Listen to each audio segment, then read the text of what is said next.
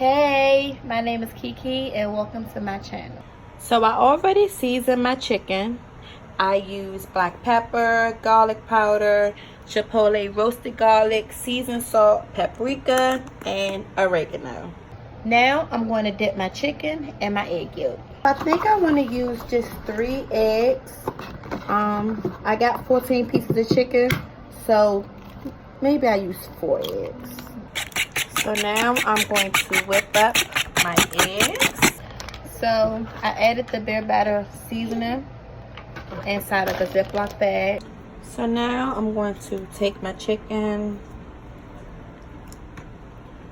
Now I have a couple of pieces in the fryer. I'm going to let that cook on both sides. Here's the ending result.